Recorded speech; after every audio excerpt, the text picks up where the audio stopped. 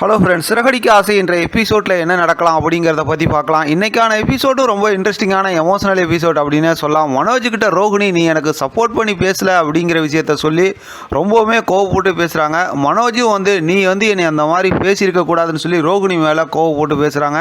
ரெண்டு பேரும் கோவப்பட்டு பேசினதுக்கப்புறம் ஒரு கட்டத்தில் ரோகிணி வீட்டை விட்டு வெளியில் கிளம்பிடுறாங்க. மனோஜ் நின்று அப்படியே பார்த்துக்கிட்டு தான் இருக்காரு. ரோகிணி வீட்டை விட்டு வெளியில் போயிடுறாங்க.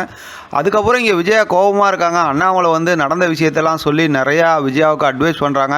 இருந்தாலும் விஜயா திருப்பி அதையே பேசி ரொம்ப கோவப்பட்டு பேசிகிட்டு இருக்காங்க. திடீர்னு பார்த்தோம் அப்படின்னா மனோஜ் இந்த மாதிரி ரோகிணி வீட்டை விட்டு வெளியில் போயிட்டாங்கிற விஷயத்த சொல்கிறாங்க. நீ யாருக்கும் ஃபோன் பண்ணக்கூடாது, ஃபோனவங்களுக்கு வர தெரியும் அப்படிங்கிற மாதிரி விஜயாவை சொல்லி ரொம்பவே கண்டிக்கிறாங்க. ஆனால் அண்ணாமலை மனோஜ்கிட்ட போய் ரோகிணியை கூட்டிகிட்டு வரலாம் சொல்கிறாங்க. இருந்தாலும் விஜயா முடியாதுன்னு சொல்லிடுறாங்க.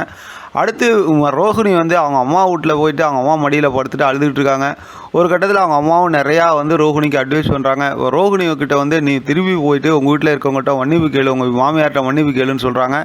ரோகிணி அப்படியே யோசிச்சுக்கிட்டு இருக்காங்க. இங்கே வீட்டில் பார்த்தோம் அப்படின்னா சுருதி ஃபோனில் பார்த்துக்கிட்டு வீடியோ பார்த்து சிரிச்சுக்கிட்டு இருக்காங்க. இப்போ மீனாவும் கூப்பிட்டு அப்படியே சிரித்து பேசிக்கிட்டு இருக்காங்க. இப்போ விஜயா அதை பார்த்துட்டு ரொம்ப கோவப்பட்டு பேசுகிறாங்க. அந்த நேரத்தில் பார்த்தா கரெக்டாக ரோகிணி வந்துடுறாங்க. ரோகிணி வந்ததுக்கப்புறம் பார்த்தா மனோஜ் போய் பேசுகிறதுக்கு போகிறாரு. ஆனால் விஜயா பேசக்கூடாதுன்னு சொல்லி நிறுத்தி வச்சிடுறாங்க. இப்போ ரோகிணி ரூம்குள்ளார போயிடுறாங்க. இப்போ எல்லாத்தையும் நீ அங்கே போ இங்கே போன்னு சொல்லிட்டு மீனாவை காஃபி போடு அப்படிங்கிற மாதிரிலாம் சொல்லி கோபமாக பேசுகிறாங்க. இவங்களெல்லாம் பிரித்து வைக்கிறாங்க அப்படிங்கிற விஷயத்த சுருதி மீனா கிட்ட சொல்லிக்கிட்டு இருக்காங்க. அடுத்த ரூமில் விஜயா உட்காந்துருக்காங்க. இப்போ ரோகிணி போய் நேராக போய் நான் இப்போயும் சொல்கிறேன் என் மேலே எந்த தப்பும் இல்லை, இந்த மாதிரி மனோஜோட நல்லதுக்கு செஞ்சேன் அப்படிங்கிற மாதிரி சொல்கிறாங்க. மறுபடியும் விஜயா ரோகிணி மேலே ரொம்ப கோவப்பட்டு பேசி முதல்ல நீங்கள் இருந்து போய் உன் தப்பை மறைக்கிறதுக்கு திருப்பி இதையே சொல்லிக்கிட்டு இருக்கியா அப்படிங்கிற மாதிரி பேசுகிறாங்க.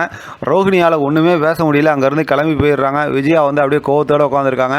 அடுத்த வாரத்துக்கான எபிசோடில் பார்க்கும்போது வழக்கம் போல் பார்த்தோம்னா எல்லோரும் உட்காந்து சாப்பிட்டுக்கிட்டு இருக்காங்க. சாப்பிட்றதுக்கு சுருதி ரோகிணியை கூப்பிடுறாங்க. நீ எந்திரி எங்கள் கூட உட்காந்து சாப்பிடக்கூடாது அப்படிங்கிற மாதிரி விஜயா எழுப்பி விட்றாங்க. எல்லோரும் பார்த்துக்கிட்டு இருக்காங்க.